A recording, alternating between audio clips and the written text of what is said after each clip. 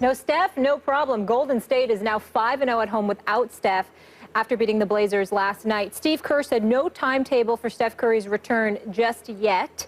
Stephen A., should Curry play in Game 3 on Saturday night? No, he should not have. No, he should not. As far as I'm concerned, if I'm the Golden State Warriors, I sit out Steph Curry for as long as I could possibly get away with doing so before the conference finals. As far as I'm concerned, the Golden State Warriors can beat the Portland Trail Blazers without Steph Curry. They might lose a game, but I think they win this series in 5. I've said that from day one. The ankle injury was one thing. Then the knee, because of the slide in Houston in Game 4, was another. I say don't play around with that. Don't mess with it. As far as I'm concerned, it's unnecessary. You need this guy to beat 2 of 3 teams possibly. San Antonio, OKC, San Antonio or OKC, and Cleveland. That's what you need. You don't need him. You didn't need him to beat Houston. I told you they were just a dysfunctional bunch wearing the same uniform. They weren't a team. That proved to be the case. And then after that, they're going against Portland, who, as far as I'm concerned, is a young, up-and-coming team, exceptionally well coached by Terry Stotts. I'm a fan of Damian Lillard. I'm a fan of C.J. McCollum, but they don't have much else. Those other guys can play. I'm not saying they're scrubs. They don't belong in the game, but they're not elite. They're not on the level that Golden State is on, collectively or individually. And so because of that reality, if I'm the Golden State Warriors, I use it as an opportunity to rest Steph Curry as much as I possibly can. I don't care what he says. I don't care about his emotions. We're trying to win a championship. A championship is what we're after. I gave you the 82 games. You went 73-9, okay? You came back for Game 4 against Houston, and we saw what happened. Let's pump the brakes a little bit, because they will definitely need Steph Curry for the conference finals. You cannot beat Oklahoma City or San Antonio without Steph Curry. You can't beat Cleveland, as far as I'm concerned, without Steph Curry. So let's rest him for as long as you could possibly can. If they say he's available for Game 3, don't play him until Game 5. If they say he's available for Game 5, don't play him until Game 7. All right? Leave him be. Let him rest, because you're going to need him once it really gets thick up in the conference finals and the finals. I hear what you're saying. I despise this question because I'll be honest, I have no idea. I don't know what's going on with his knee. It's possible the Golden State medical staff really can't know what's going on with his knee, let alone his ankle that you bring up. Steph is really the only human who knows exactly how it's feeling today. My only issue with what you said, and I'm with you up to a point, I'm going to remind you of something. The last time Steph played a full game was April 13th when the regular season ended. He played 20 minutes, Game 1 against Houston. He tried again and it lasted 19 minutes till he hurt his knee in Game 4 against Houston. So he's basically played 2 halves of basketball in almost 3 weeks. By your method, if you just hold him out all the way through the rest of this series and you wait for the start of the conference finals, what could it be? If Oklahoma City and my Spurs go 7 games, could we tack on almost, at least another week and a half, almost 2 weeks before the conference finals start? Well, man, do you want your MVP, back-to-back MVP, do you want him out for maybe 5 weeks? In the heart of the playoff season? You want to talk about rust? You want to talk about conditioning? It could be rough on him. Is that what you want? If he tells you today, listen, I am 100%, I just need to play a little bit of basketball, what would you say if you're Steve Kerr? Would you trust it a little bit? Let me tell you let me tell you the advantage that you're missing here. Number one, let's say, for example, he's ready for Game 3. Then I say no. Let's see how they do in Games 3 and 4. And then if necessary, you come back for Game 5. Let's also keep in mind, Skip Bayless, because I do understand your point about rust, and I'm not trying to dismiss that. Or just conditioning, just pure, just running up and down the court. Both. Yeah, okay. Both.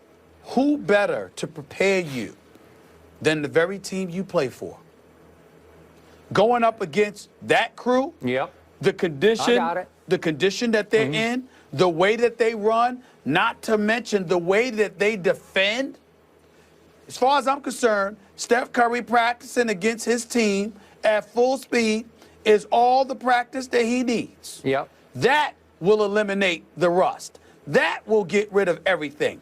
Because all you have to do is let your horses, you instruct them, go at them. Because this is how San Antonio OKC is going to go at them. Yep. If they make it past the finals, if we make it past the finals, this is how Cleveland's going to go at them. Don't hold back. He has to be tested. Iguodala and Barnes and Clay and those boys are definitely capable of doing so. A matter of fact, I'd see to it that Steph Curry's playing with the second unit. Yeah. Just so he has to go against the first unit. Yep. I think that's all the preparation he needs. I think he'd be fine. I know, but you know and I know there's no stress on the body quite like real game playoff stress on the body. I agree with that. It just goes up at one more level than what you're doing in practice. I get it. But you also have to understand this dude is the greatest shooter we've ever seen. He is. He's the greatest shooter we've ever seen. Okay. You know, Russ to him is 40% shooting from three-point range and 45% shooting from the field. That's Russ to Steph Curry. I think he'll be fine. Okay, look, with the sprained knee issue, it can be 4 to 6 weeks before it's 100% right. So at some point, you're just going to have to close your eyes and risk it. Because if he stumbles awkwardly and he resprains it, then you're back in the category it just wasn't meant to be. And you're going to have to figure it out without Steph. But at some point, you just have to say, we're just going to go with this. Well, I agree. Yeah. I agree at some point. But you know what? Let that be against worthy opponents. Not to disrespect anybody, but don't let it be against the Portland Trailblazers. I mean, you know, listen, we got a whole bunch of folks that want to debate out there. They would love to go up against Skip Bayless. Put them up against some novice first. Let them earn their stripes. They haven't earned the right to go up against you. Let them wait. You understand? I mean, you don't need to be going up against Portland, just like you need to go up against Houston.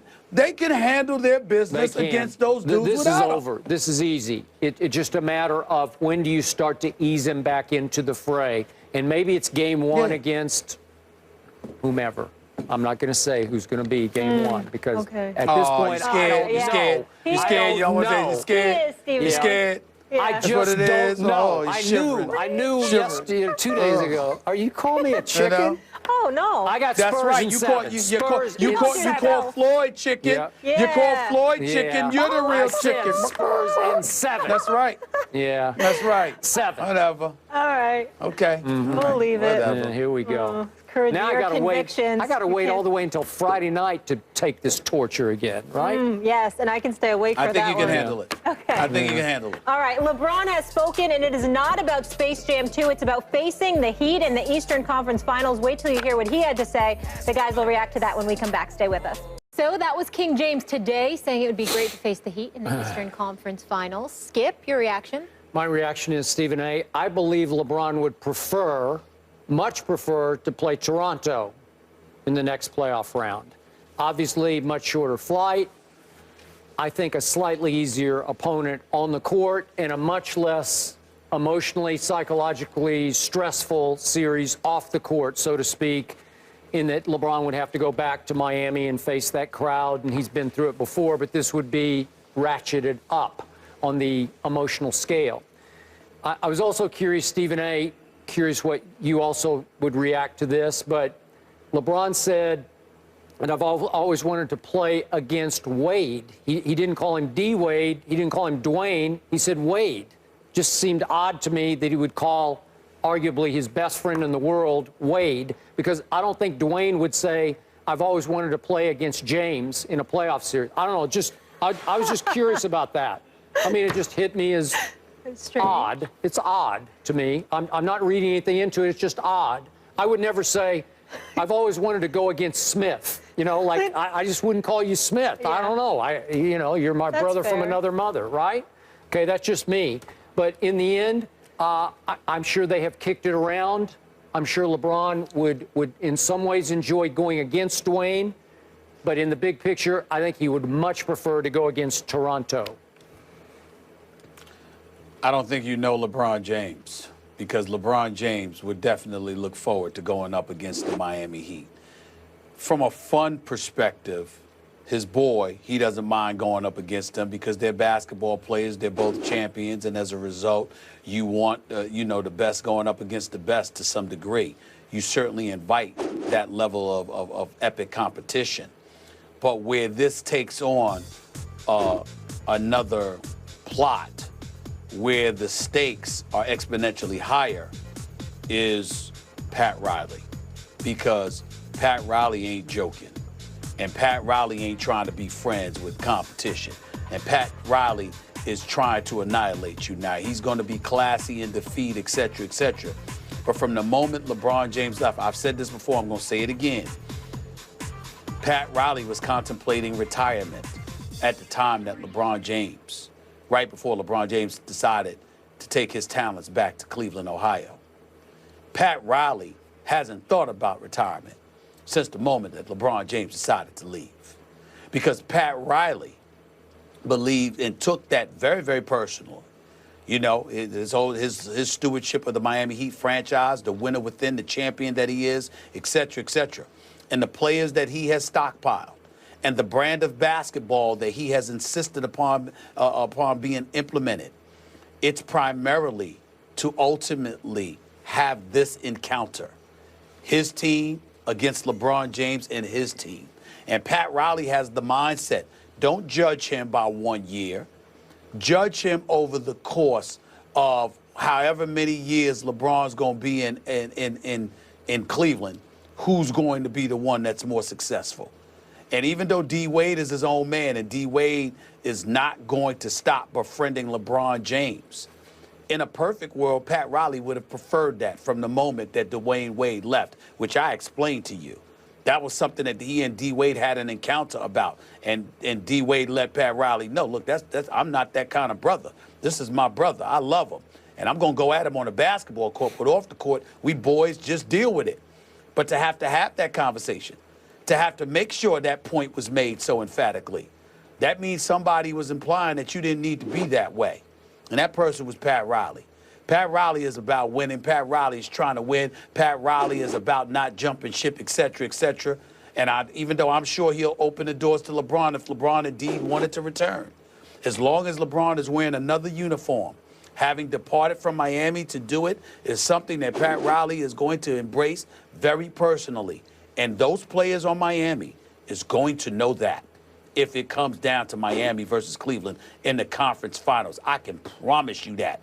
And the level of intrigue and tenacity and suspense and everything that comes with it, I mean, you live for this as a player. LeBron ain't running from that. LeBron is going to embrace that challenge. I promise you that. Okay, he ain't going to run from that at all. But you're mostly looking at it from the Miami perspective. You just brought up LeBron. So you tell me, heart of hearts, would LeBron prefer, if he had his choice, Toronto or Miami? Miami. I completely disagree. He'd be foolish to think you know that. Why would you take the harder series, the harder route, and have to go back to Miami?